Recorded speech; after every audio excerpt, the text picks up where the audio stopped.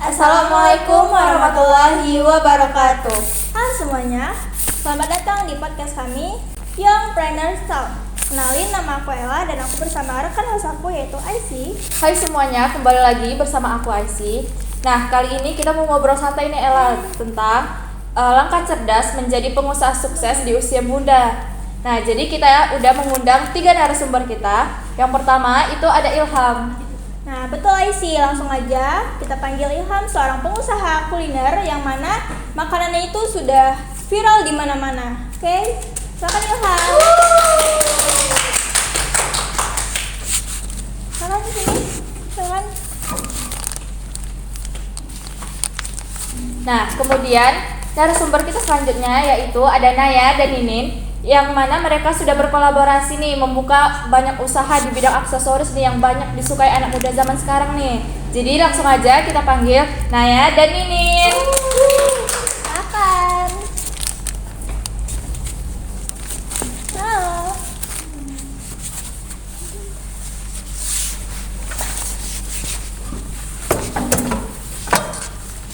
Nah, dengar-dengar Naya sama Nini ini sahabat ya? Iya, betul. Nah, sebelum kita membahas lebih jauh tentang langkah-langkah menjadi pengusaha sukses nih, mungkin kita mulai dengan cerita dulu nggak sih? Jadi kalian itu mulai usaha masing-masing. Jadi yang pertama itu kan ada Ilham. Nah, jadi Ilham boleh nggak sih cerita ke kita semua nih, gimana awalnya kamu itu menjadi pengusaha muda? Nah, jadi itu karena aku nih suka mencoba makanan baru kan dan melihat tren pasar kan. Jadi aku tuh pengen ngebuat makanan tradisional itu yang dikemas dengan konsep modern agar bisa diterima oleh masyarakat. Wah, bagus tuh.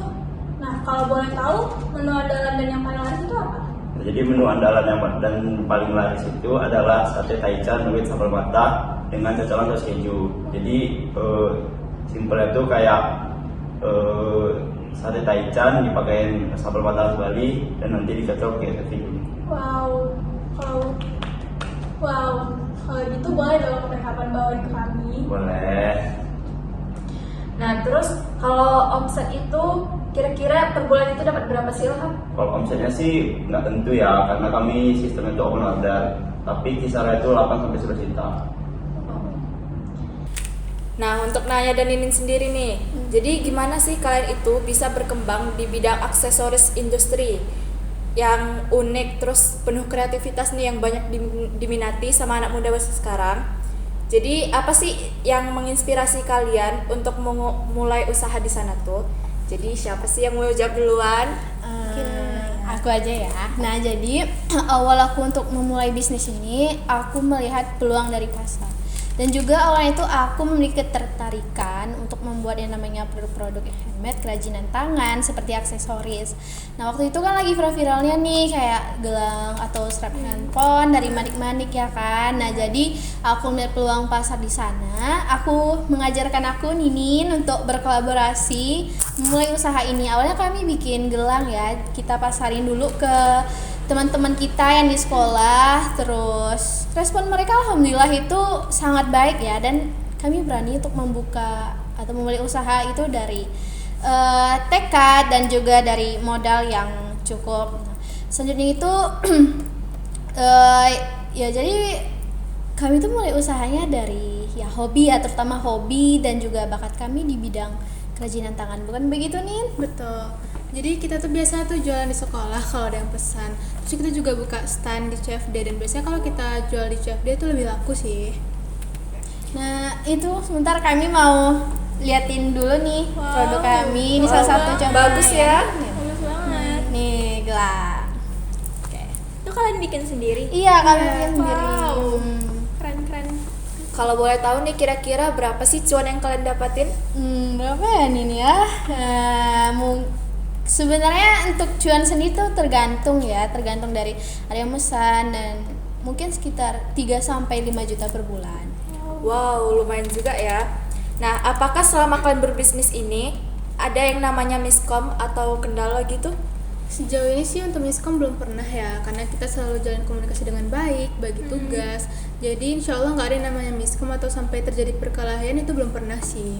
Ya amit-amit ya jangan pernah, karena kami tuh selalu menjaga yang namanya tuh komunikasi Ya, tuh. Meskipun nanti terdapat beberapa ya kendala, itu bisa kami hadapi dengan kepala dingin, dengan saling Diomongin berkomunikasi. bersama gitu Ya. kan. Nah, aku mau nanya nih ke Ilham. Selama kamu memulai bisnis ini, ada nggak tantangan besar yang kamu hadapi dan juga apa kira-kira yang tantangan yang bikin kamu merasa tertantang gitu? Nah, jadi tantangannya itu di awal itu mengenalkan konsep baru ini ke pasar. Kan kami ini menjual makanan tradisional yang dikemas dengan konsep modern. Itu kan nggak langsung diterima. Ya. Jadi solusi kami itu mempromosikan lewat sosial media dan event-event. Nah, di event-event itulah orang mulai mencoba dan tertarik dan suka sama makanan kita. Jadi selanjutnya itu aku mau nanya nih sama Naya sama Ninin juga.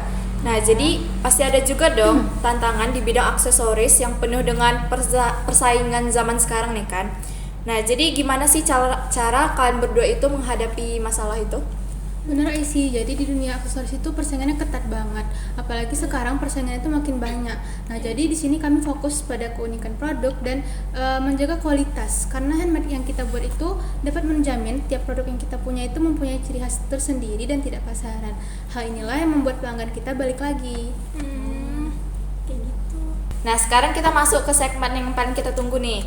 Jadi gimana sih tips cerdas dari kalian untuk anak-anak muda nih yang pengen mulai bisnis tapi mungkin masih ragu atau belum tahu mau mulai dari mana? Ilham, ada tips nggak sih buat anak muda yang mau terjun ke dunia kuliner atau dunia bisnis lainnya? Kalau tips dari aku sih yang pertama tuh jangan takut untuk mencoba dari hal kecil, karena kan nggak selama itu langsung jadi besar gitu, harus mulai dari kecil dulu. Yang kedua tuh jangan malu untuk bertanya ke orang yang lebih senior, lebih berpengalaman. Terus yang ketiga tuh terus melakukan inovasi, dan yang keempat tuh yang nggak kalah penting itu memperbanyak relasi. Betul apa yang dikatakan Ilham. Nah, selain itu kita juga harus menjaga keaslian dari produk kita, terutama kayak produk handmade, kerajinan tangan, atau produk yang custom kayak produk yang kami bikin ini. Kami harus bisa menjaga originalitas dari produk kami ini. Karena pelanggan itu dia kan lebih suka dengan produk yang dibuat dengan hati gitu ya kan, dengan keaslian yang betul-betul terjaga. Yap, benar banget yang udah disampaikan sama Ilham sama Naya tadi. Selain itu, menurut aku yang paling penting adalah rajin melakukan promosi. Karena di era digital sekarang, kita tahu bahwa penyebaran informasi itu beredar secara cepat. Ya, benar. Nah, ini merupakan peluang bagi kita untuk memanfaatkan teknologi yang ada sebagai sarana memasarkan produk dagangan kita supaya produk kita dapat dikenal oleh halayak ramai. Kira-kira ruang promosi kalian itu di mana? Yang kalian lebih sering promosiin itu di mana? Biasanya lebih seringnya di media sosial sih, Seperti? kayak aplikasi Instagram, WhatsApp, TikTok.